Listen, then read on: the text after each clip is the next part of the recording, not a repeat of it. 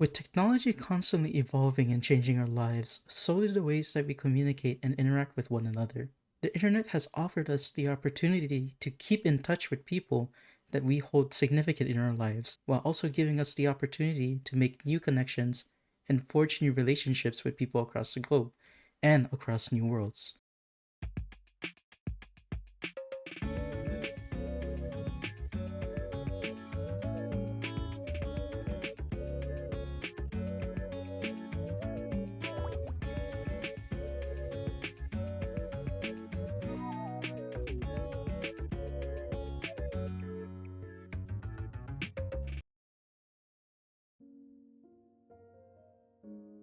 The immersive worlds of MMORPGs and the communities created from VTubing have offered us another way for us to socialize with one another in a unique and creative way. While this has been an amazing experience and has created windows of opportunities for some, for others on the internet, these communities and experience have become tools and fuel for the harassment campaigns. But these communities have so much beauty in them that is often shadowed.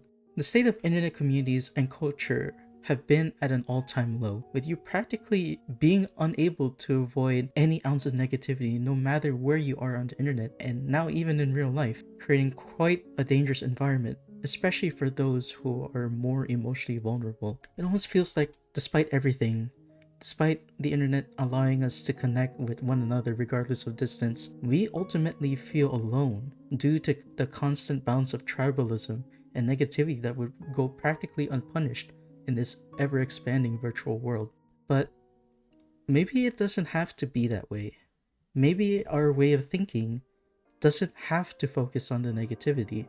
Although it is important to acknowledge and protect ourselves from negativity within virtual communities that we involve ourselves in, it's also quite important to remember, why is it that we continue to stay within these communities regardless of what happens in them? For many people, there's a lot of sentimental and emotional value. Perhaps these communities and the people within them help them go through a lot of troubling and challenging times in their lives, or help them transition into a new part of it. Or perhaps this is just their way of overcoming that feeling of loneliness. I definitely don't feel alone. Like, whenever I stream, I can't help but express to people. They're probably so tired of hearing me say the same thing, but like, I'm always like, oh my gosh, I'm so grateful that, you guys are here to watch me play Monster Hunter really badly. I'm so grateful that you guys are watching me draw, even though I'm actually not drawing, like, I'm really, really grateful that I have this platform to do this space, really, to do what I want. MMOs kind of have like a second life feel to it where you can customize your avatar, you can be something else, and then at the same time you're putting a number to your progress. Cause at least that's for me that's a big thing, is that you have your character level. You have experience points, you have crafting levels, you have a very firm representation of your progress, which is sometimes really hard to do in real life. Like for me, I'm learning Japanese and I have a score or whatever that shows me my level. But that doesn't make me feel like it's nice seeing the level go up, but it doesn't always. I can do a few lessons and still feel like I'm still on the first part of it, or not really developing as much. Whereas in the game, you're very clear. You learn a new ability, you get a new skill, you can equip new items. It's a way to feel like you're gaining ground and improving. As of recent, at least 1 in 6 people within the age range of adolescents and young adults have reported or experienced a deep feeling of loneliness, according to the World Health Organization. And while we are out of the global COVID pandemic now, we can also observe that during the said pandemic, a loneliness epidemic ran rampant during the early years of isolated lockdown. For me, VTubers and MMORPGs didn't just help me pass the time and make new friends with similar interests, it helped me find places where I truly feel like I belong in. And that's exactly what I want to explore with this new video series on the channel. Why is this feeling of belonging so strong within me? What is it about these communities that invoke such a huge sense of belonging?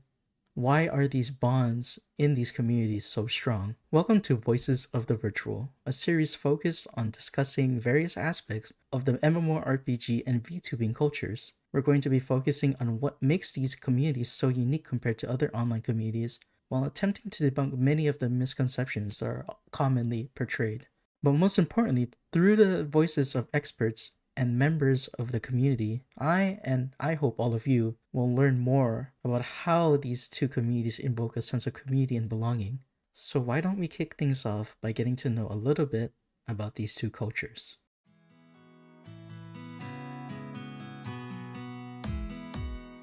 MMORPGs, or massive multiplayer online role-playing games, are games that focus on the online experience, having a virtual world that players can explore, conquer, and battle one another alongside other players. Some notable MMORPGs are Final Fantasy XIV, Phantasy Star Online, and World of Warcraft. And in comparison to all the other genres of video gaming, MMORPGs are actually quite niche. While the main focus of games in this genre is clearing content and exploring dungeons, many MMORPGs have features that promote social interaction between players.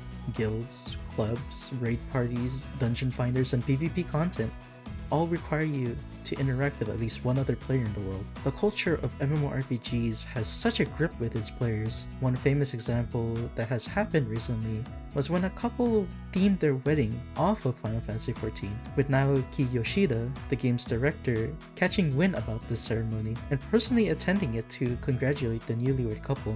MMORPGs have the ability to intertwine in people's lives and even improve upon them, with many of these bonds transcending levels of love and friendship that blur the culture, distance, and generational boundaries between players.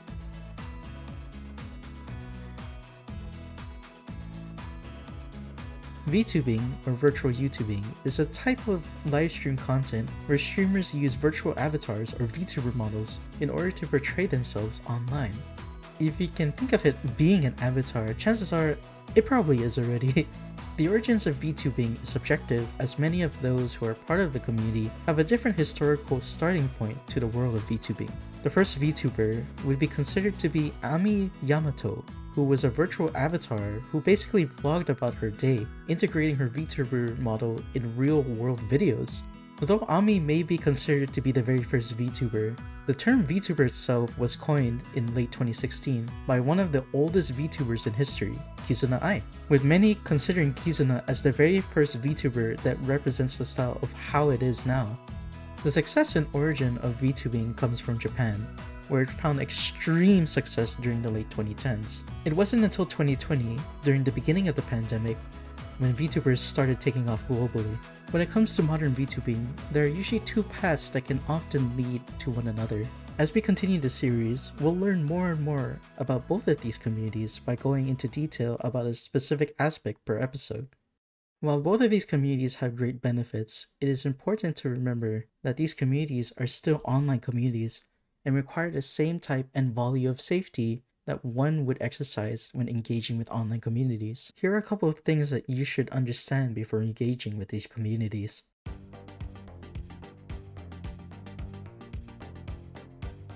In the VTubing space and MMORPG community, it is oftentimes easy for people to be immersed with the characters that VTubers portray, or the digital worlds that MMORPGs offer, that ultimately, the line between reality and fiction blur for many of its residents. Unfortunately, this extreme level of immersion can lead to parasocial relationships enacted upon other players and VTubers. Unfortunately, I have experienced it.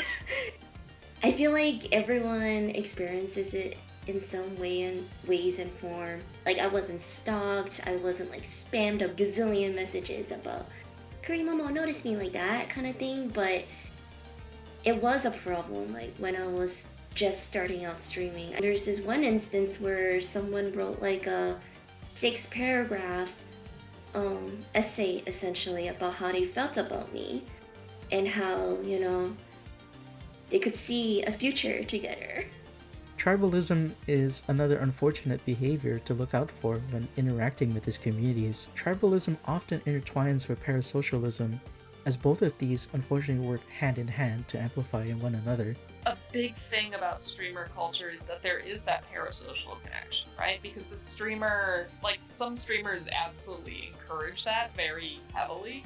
Like, I'm thinking Udaha Rusha from Hololive back in the day. Like, that is, like, their whole brand is fostering parasocial relationship. But even if you try and avoid that, people will form parasocial relationship with you. They'll get personally invested.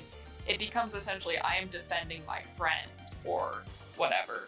And they will fight about it. They will not listen to, they will not want to speak calmly because it feels like their friend or their family member or whatever has been attacked. And then everything just all goes off the rails. While many problems exist in these communities, it is important to remember that the problems are just a small part of the community. At the end of the day, these communities, like every other community, mean a lot to the people in them.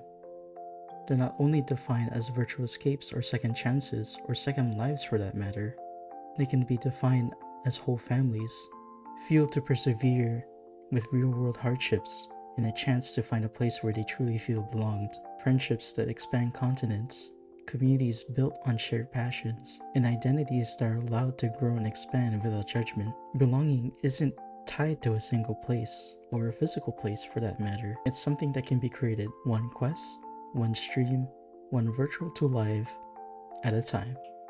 We're all together, we all get to play together, because you never know when it's gonna stop. You know, we've had really, really cruel reality checks. Either somebody can't play anymore because of life and responsibilities, or they were taken from us. And you know, and it's really heartwarming to hear stories though of people who made these friends online, and even though they've never met in person, I did meet the people that we've lost, but other people, maybe they meet for the first time on that person's deathbed, you know, or but they made a connection strong enough to want to do that, want to connect, and where their loss is felt. Yeah, you could get a dungeon with somebody and hit it off, and then send a tell to them, and get a link shell going, or transfer servers, and it's, you know, it's nothing like it.